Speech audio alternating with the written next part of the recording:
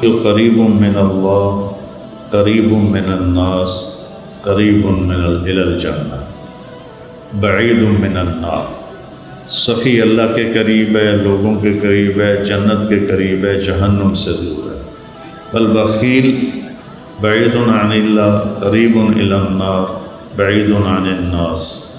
جو بخیل آدمی ہے وہ اللہ سے بھی دور ہے، لوگوں سے بھی دور ہے، جنت سے بھی دور ہے، جہنم کے قریب ہے۔ تب ایک چھوٹی سی آیت میں پیش کرتا ہوں۔ فَلَقْتَحَمَ الْعَقَبَةَ وَمَا أَدْرَاكَ مَا الْعَقَبَةُ۔ حیرت کے اظہار کے لیے عربی میں دو لفظ تھے، ما افعلہ و افعل بہ۔ قرآن نے ایک تیسرے لفظ کا استعمال کیا جس نے عربوں کو حیرت میں ڈال دیا۔ جو قرآن القارعۃ ما القارعۃ وما ادراک ما القارعۃ وما ادراک ما الحاقہ وما ادراک ما سقر وما ادراک ما یوم الدین۔ یہ استعمال پہلے عرب میں نہیں تھا، اس کو قرآن نے استعمال کیا کہ بالکل جب کوئی حیرت میں ڈوب جائے وہاں یہ لفظ بولا جاتا ہے۔ تو اللہ تعالیٰ نے فرمایا کہ پھر تم نے گھاٹی کو پار کیوں نہ کیا؟ اقتحام کہتے ہیں، پہلے سڑکیں تو تھیں نہیں، کہیں کھائیاں آ جاتی تھی، کہیں نشیب کہیں فراز۔ تو جہاں کہیں ایسا ہوتا تھا کہ نیچے نہیں اتر سکتے، گہرائی ہے، اور سوائے گھوڑے کے کوئی اور شکل نہیں پار چھلانگ لگانے کی، اس کو کہتے تھے اقتحام، کہ گھوڑے کو اٹھانا اور ایڑ لگانا اور چھلانگ لگوا کے پار۔ یہ ایک جان کا قرا ہوتا تھا کہ ذرا گھوڑے کا پاؤں پھسلا تو اندر پتہ نہیں زندگی پھر بچتی ہے یا نہیں بچتی۔ اور اس طرح گھوڑے کو اٹھانا، وہ اس کو بہت زیادہ پریکٹس کروائی جاتی۔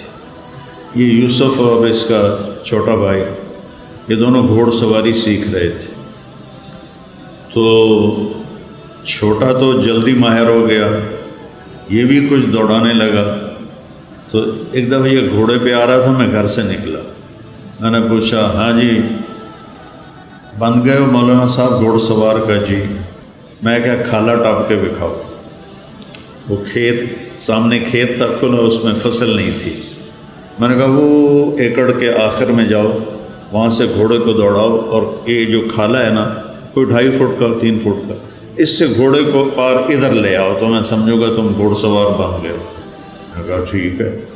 تو یہ اپنے گھوڑے کو لے گیا اور وہاں سے اس کو اٹھایا، اس کو اچھی دوڑائی، اور جب اس کے قریب آیا تو اس کو اٹھانا تھا۔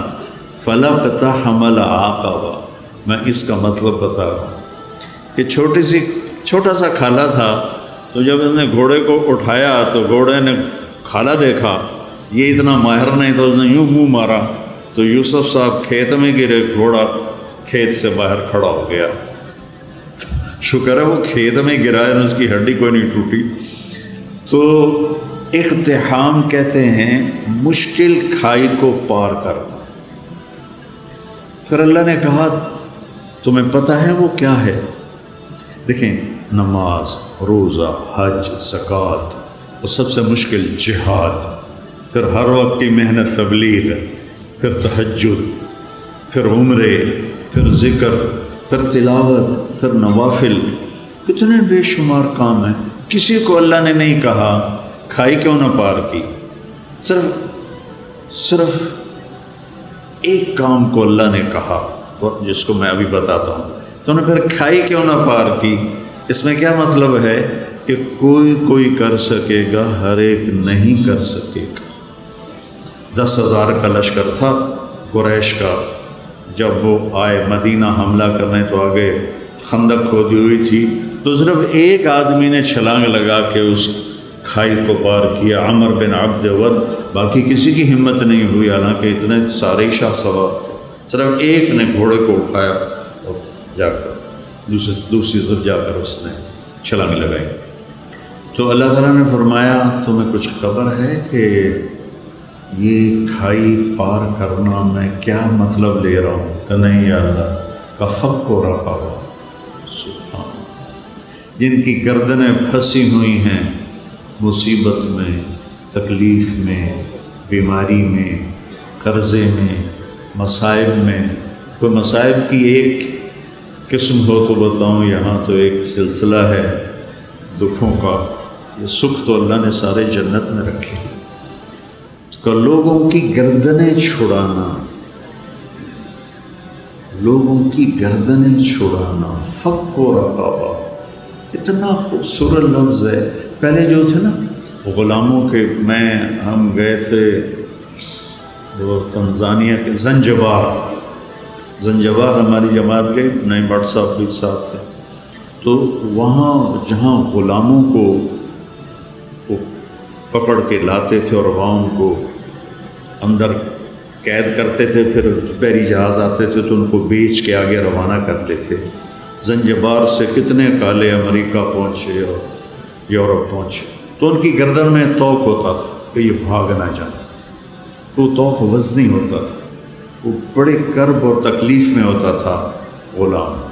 تو اللہ نے وہ تعبیر لی، فک و رقابہ، کہ جس کے گردن میں لوہے کے توق پڑے ہوں اس کے توق کھول کے آزاد کرو۔ ہر مصیبت زدہ کی گردن میں توق ہوتا ہے۔ او اطعام فی یوم ذی مسغبہ،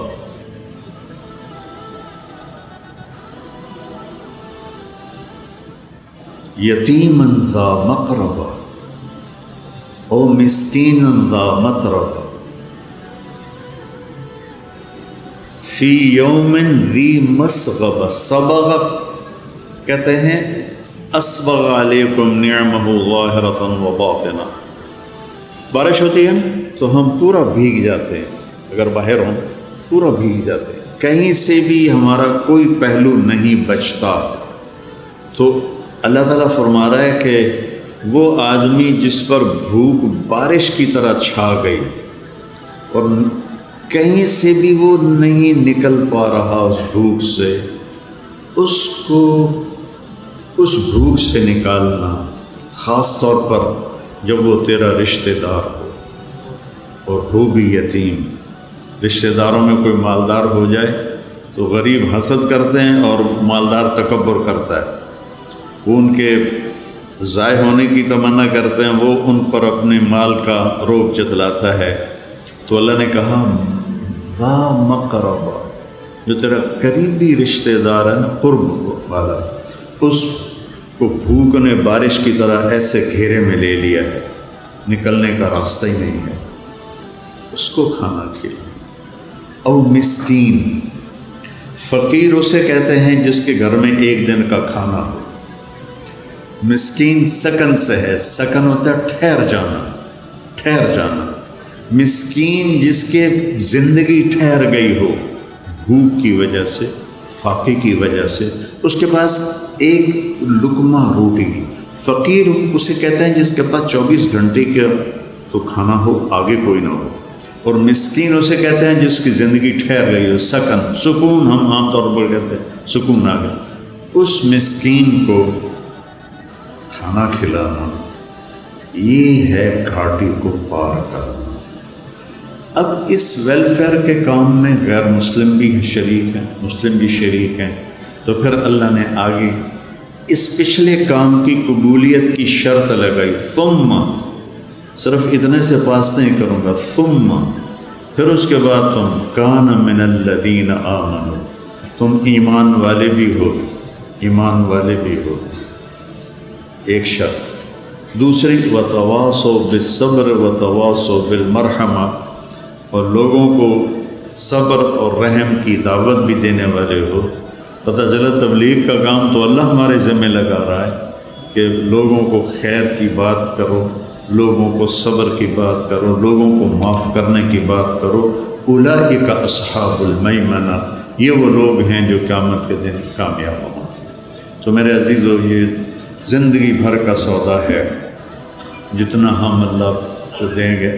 حضرت ابوبکر صدیق کے زمانے میں قحط آ گیا تو لوگ بڑے پریشان ہوئے۔ حضرت ابوبکر صدیق خلیفہ تھے کہ جی کیا کریں کیا کریں، کھانے کو کچھ نہیں۔ کہنے کہ انشاءاللہ اللہ کی مدد آنے والی ہے، آنے والی ہے۔ تو چند دن گزرے تو حضرت عثمان رضی اللہ عنہ کا قافلہ ملک شام سے 1000 اونٹوں کا، یوں سمجھیے 1000 ٹرالے اس زمانے کا قافلہ۔ تو جتنے وہ تاجر تھے بڑے جو تھوک والے، وہ ان کے پاس گئے کہ جی سودا کریں۔ کہنے کہ کیا دو گے؟ کہنے کہ 10 روپے کی چیز 12 میں لے لیں۔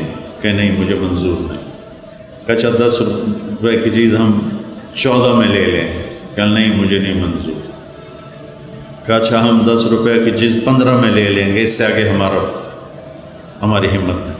تو حضرت عثمان نے فرمایا کہ مجھے قیمت زیادہ لگ چکی ہے، لہذا میں تمہیں نہیں بیچوں گا۔ وہ کہنے کہ سارے جو ہیں تھوک کے تاجر وہ تو تیرے سامنے بیٹھے ہیں، تو اب کون ہے جو آپ کو زیادہ پیسے لگا گیا ہے؟ تو کہا تم سے پہلے میرا اللہ مجھ سے بات کر رہا ہے کہ من جاء بالحسنۃ فلہ عشر امثالھا، کہ تو عثمان تیرے 1 روپے کی چیز میں 10 روپے میں خریدوں گا، تو لہٰذا میں اللہ کو بیچ رہا ہوں۔ مدینے میں قحط ہے، میرے 1000 اونٹوں سمیت سارے مدینے والوں پہ صدقہ۔ تو اس رات حضرت عبداللہ بن عباس نے خواب دیکھا کہ اللہ کے نبی سفید گھوڑے پر ہیں، سبز پوشاک ہے اور سونے کی لگام ہے گھوڑے کی۔ تو عبداللہ بن عباس نے گھوڑے کی لگام پکڑ کے پوچھا یا رسول اللہ آپ سے ملنے کو جی چاہ رہا ہے۔ کہنے کہ عبداللہ آج تو میں فارغ نہیں، آج اللہ تعالیٰ نے عثمان کی سخاوت کو قبول کیا ہے اور جنت کی ایک حور سے اس کا نکاح کیا ہے اور اس کا ولیمہ پورے جنت والوں کے لیے رکھا ہے، تو میں آج اس ولیمے میں جا رہا ہوں۔ تو بھائیو، اللہ سخی سے پیار کرتا ہے، وہ نا عبادات میں ڈھیلا بھی ہونا تو اللہ اس سے پیار کرتا ہے، اور بخیل سے اللہ کی کوئی دوستی نہیں، چاہے ایک ٹانگ تک لو کہ ساری رات اللہ ہو کرے، سخی سے